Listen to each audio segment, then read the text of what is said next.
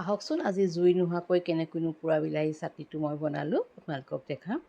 আপোনালোকে গেছতে কেৰাহী এখন পাতি ল'ব, তাতে মিঠাতেল দিব, তাতে বিলাহীকেইটা দি দিব, তাৰপৰা গাপ খোৱাকৈ এখন ঢাকনাই ঢাকি দিব। ভিডিঅ'টো নজনাসকলৰ বাবে বনাইছোঁ দেই, আগতে সিজি যাব। তাৰপাছতে উলটিয়াই দিব এবাৰ, আটাইকেইটা উলটিয়াই দিব। এয়া দেখিছেনে অলপ অলপ পুৰিছে। তাৰপিছতে আকৌ ঢাকিব, আকৌ উলটিয়াব। এইদৰে কৰাৰ পিছত দেখিলে এইকেইটা মোৰ সিজি গ'ল। তাৰপিছতে মই নমাই থ'লোঁ। এই চপাৰটোতে মই 2-3টামান জলকীয়া দিছোঁ, তাতে অলপমান পিঁয়াজ দিছোঁ। পিঁয়াজ দি মই ইয়াত এইখিনি ভালধৰণে মাৰি ল'লোঁ। কাটা নাই আৰু ইজি পদ্ধতি।